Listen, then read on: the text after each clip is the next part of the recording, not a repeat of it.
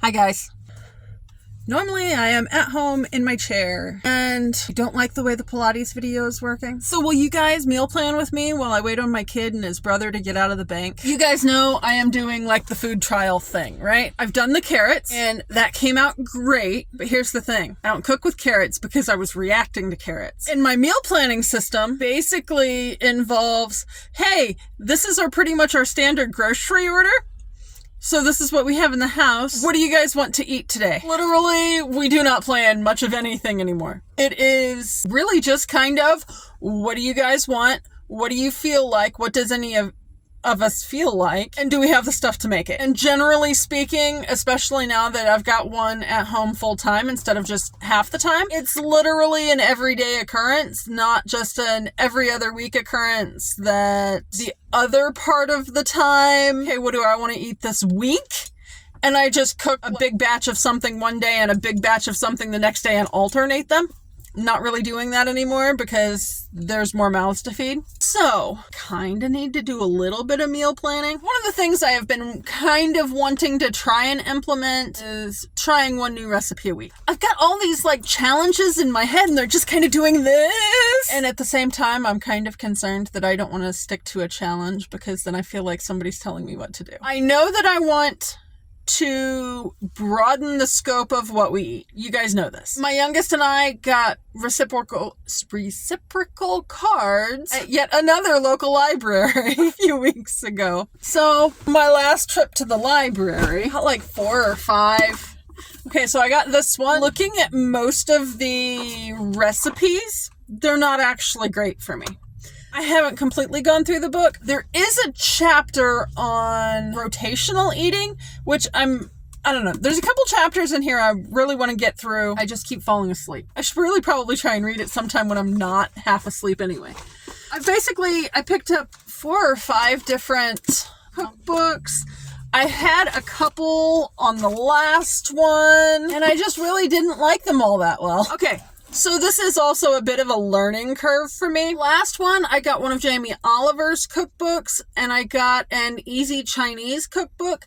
We do a lot of Asian in our house because I have people that are sensitive to dairy, and then I don't test as sensitive to gluten, but I know when I completely cut gluten out back in 2017, it did make quite a bit of a difference. So it's one of those, like, I do better with non-whole wheat products than I do a lot of the gluten-free stuff. So I'm kind of looking for some sort of a balance there. If I can manage to have things gluten-free, that would probably be better for me, but at the same time, I'm not wanting to do gluten-free stuff. The stuff that is typically marketed as gluten-free, I'm typically going to react to almost more than I would the white wheat product. Okay? So where does that leave me on that?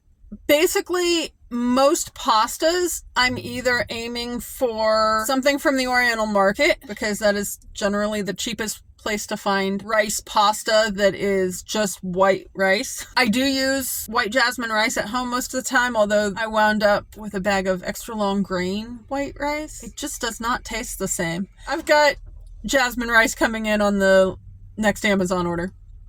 Or on the next Amazon subscribe and save. So anyway, basically, I tried one recipe out of the Easy Chinese cookbook, and it was for a sauce. In case you're unaware, a lot of the Asian food, it almost seems like you've got protein, you've got veg, and you've got either a broth or a sauce or something like that. And you can kind of interchange whatever's in it. So like, it's honestly more of a find the right sauce and you're golden. And if you want more variety, find a different sauce. I really like watching Alton Brown, so that's one of those. Hopefully you can find some stuff in there. He's got a lot of like the science behind cooking. And then the no recipe cookbook type thing. I suck at following recipes, so hopefully I can find something in there. Probably not a whole lot in here based on the ones I looked at, but it's one of those. Hopefully they can give some information on the whole reintroduction type stuff.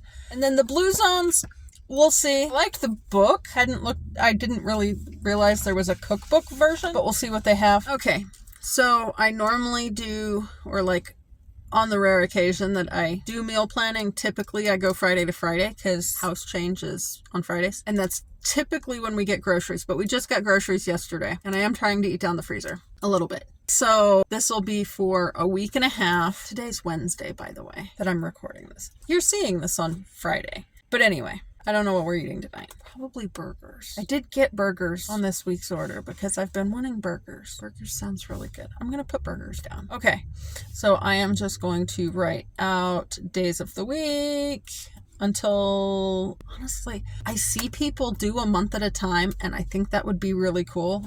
There's no way we would stick to that. No way at all. All right. So for now, that's where I'm at. I'd like to try one new recipe a week, but I typically only try recipes when all of us are home, which means said new recipe needs to get tried tonight, tomorrow, or Friday, or next Friday. That works too. Okay, so I've got burgers. Sometime next week, I'll probably do macaroni and cheese with sausage and peas, because the youngest and I really like that, and the oldest doesn't like boxed macaroni because he's just crazy like that. Should probably check the calendar and see when it's just going to be me and not do that day. Okay. There's a trip to a friend's house that I don't know what day it was on, but I'm going to guess it was Saturday because that's the normal day for that. So I won't put that then. I'll probably put mac and cheese on Sunday. That uses up the sausage and puts peas in the rotation, which, in case you haven't been around long enough to know this, peas was one of my safe foods that I went down to when I got diagnosed with the histamine intolerance. I did switch over to broccoli, but I had started with peas. So I know those are definitely safe. I definitely want to do something that works in carrots. And then my green list on veg. Okay, my green list on veg is celery, asparagus, avocados, cabbage, Brussels sprouts, radishes, garlic, onion, olives, artichokes, pistachios, peanuts, blueberries, white rice, cucumbers. I guess white rice isn't exactly veg, but it is plant food. English cucumbers, peas, apples, horseradish, and flaxseed. So most of those aren't really in rotation on a regular basis. I toss some celery in and broccoli. I do have a couple bags of broccoli in the freezer I can use. It's not asparagus season yet, although I am hoping to have asparagus out of the garden this year. I don't have any avocado. Brussels sprouts haven't been looking good either. I do have some radishes, apples, peas. I did get 4 pounds of carrots this week. I was going to tell you guys, so since the trial on the carrots, I went through 4 pounds of carrots in about 3 weeks, which kind of blew my mind. The roof of my mouth is having problems right now, but only because I ate pizza that was too hot to be eating last night. All right, but anyway, I want to try to find a carrot recipe real quick before the oldest gets back. And so I'm just going to do indexes because, why not? No carrots in that one. Interesting. Carrot cookies, carrot survival bars, cooking times for carrots, maple carrots. Ooh, maple carrots sounds good. Though I've got one that's not a huge fan of cooked carrots. And the one that doesn't mind cooked carrots is not a huge fan of sweet. And then there's carrot cake, saucy carrots, pasta primavera alfredo, maple carrots. Okay, literally steamed carrots with a little bit of maple syrup. Easy. I like easy. The venison stew is out. I don't have venison. I do have ground beef. I've got a pound of ground beef, and I've got 3 packs of boneless, skinless chicken breasts, which would actually, Alfredo would be really good with that. Tofu, goat's milk, olive oil, tarragon, Hungarian sweet paprika, turmeric, salt, and hot pepper sauce. That's nuts. All right, they're back. Or well, the other one's back.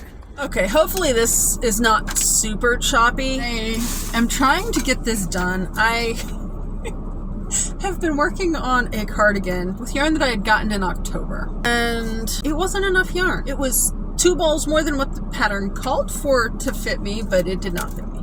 Anyway, if you want to see how the cardigan turns out, that'll be on GGM Creates. But I'm trying to get this done because it's Wednesday, and I don't have a video edited for Friday yet. Now, carrots. This is out of the No Recipe, No Problem book. They've got bacon. I'm not sure what carrots have to do with bacon, but I really hope they're wrapped in bacon and not making bacon. Okay, otherwise, carrot soup with apples and ginger. I do have apples, I do have ginger. Not sure about carrot soup, but Okay, so what is $2.20. Chopper slice lots of carrots and toss in a stock pot. Chopper slice apples. Mince or grate fresh ginger. Chicken broth. A little bit of honey. Some orange juice. And puree with a an immersion blender. I mean, it looks good. I might give that a try. I've noticed that I'm often drawn to stuff like, put myself a bookmark in there. I like the look of stuff like the pumpkin soups or the butternut squash soup.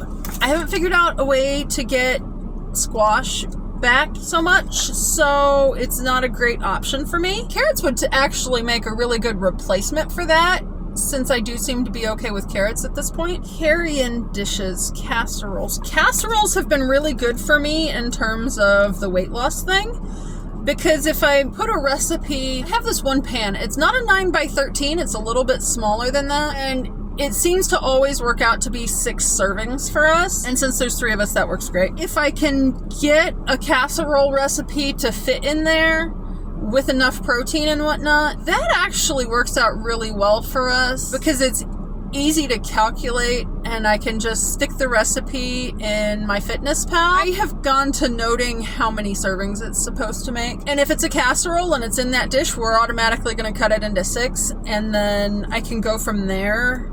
Because I can okay, well, this would be 1 portion or this would be half a portion or whatever. And so that works out really well for us because it's easy. Calculating calories every time I eat, I'm doing good to get stuff marked down that I ate it, but I'm not necessarily going to weigh everything that goes into a pan either. So I'm either guessing to some degree on that. I know, you should weigh everything and you should do that. We're going for easy until I get to the point that I'm not losing weight, which today I weighed in and I'm down a little over a pound this week, and it brought my total back up to 26 even overall that I've lost. So from that standpoint, I'm still going well. I am kind of beginning to wonder why every time I sit down and just kind of munch on pretzels in the evening, night before a weigh-in, I'm doing better on my weigh-ins. I'm guessing it probably has to do with where I'm at in my cycle. But I just noticed that, it doesn't make sense.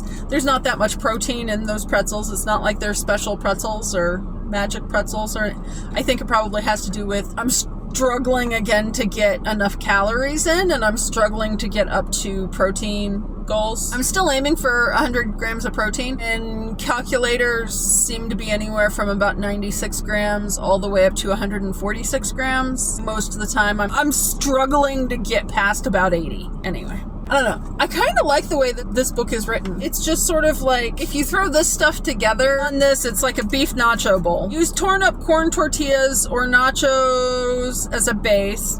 Add cooked sausage or ground beef, and I'm sure you could probably do cubed chicken or something like that. Top with sweet corn, and it's like, you can cook it or not. You can do onions, you can do peppers, you can do beans.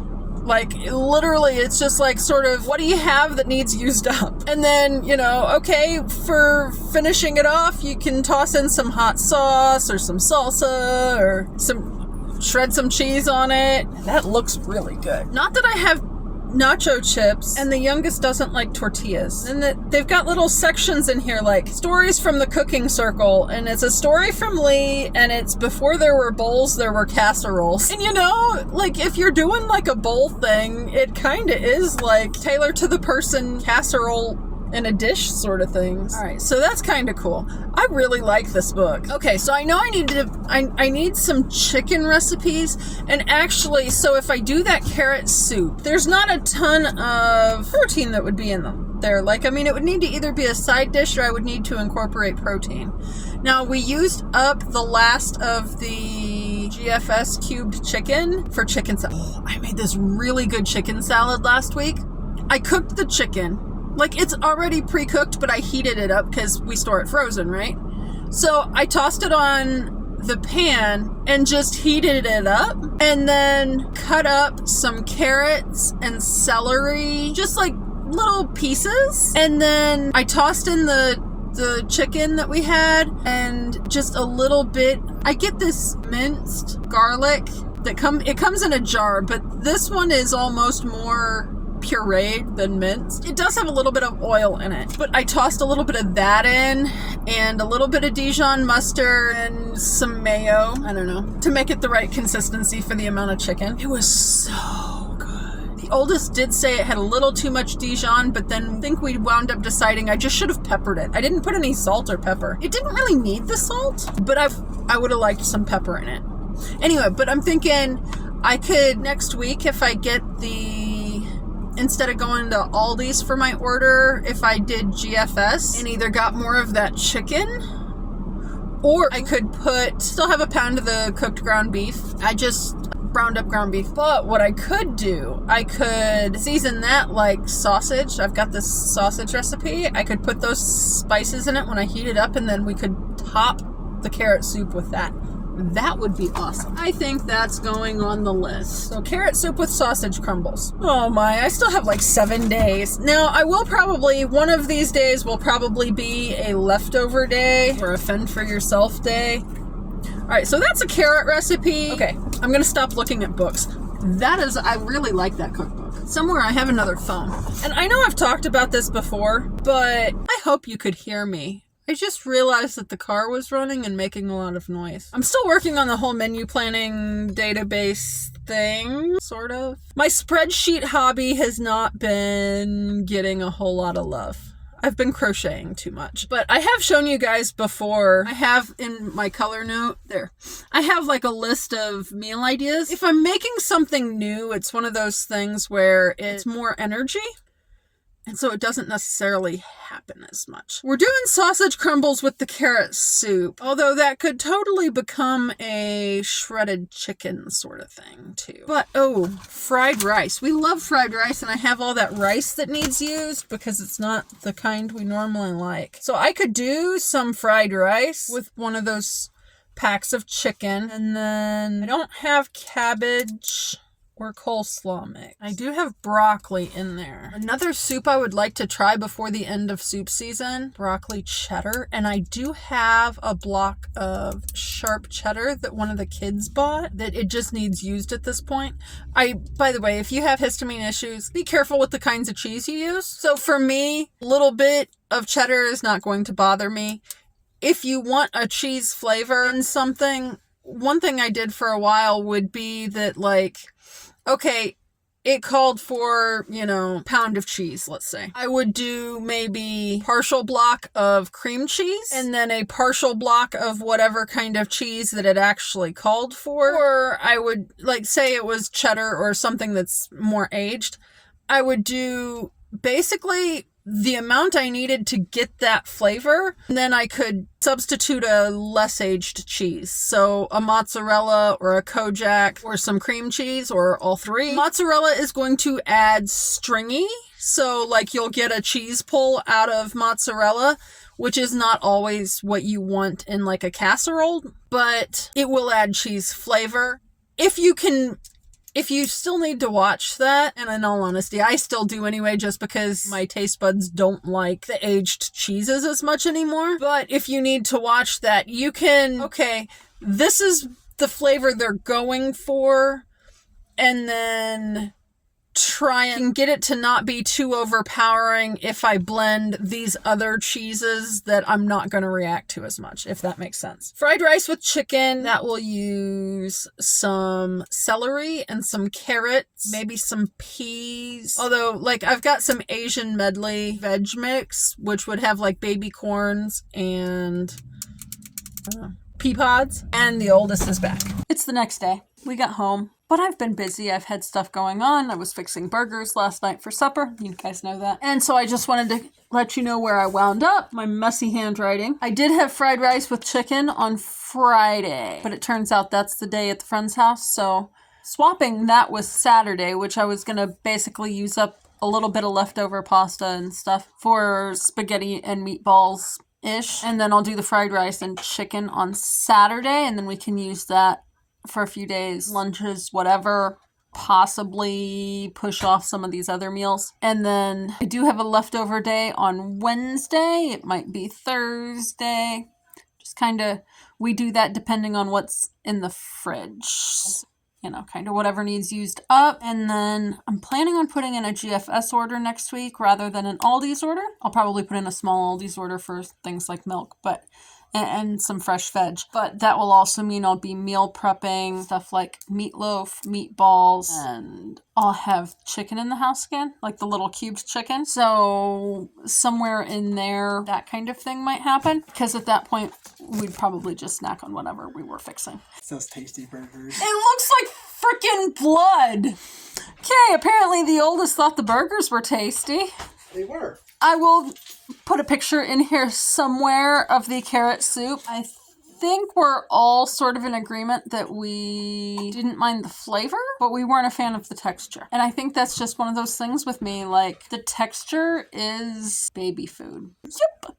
That is the texture of pureed soups to me. So if you know how to get around that, can you let me know? Next time, I think I would basically just make it bigger chunks or more uniform chunks of veg and not puree it. Maybe toss in some meat of some sort for protein and just have it as a stew. Like, the flavor's good. I did change a few things. Like, I didn't put the honey in.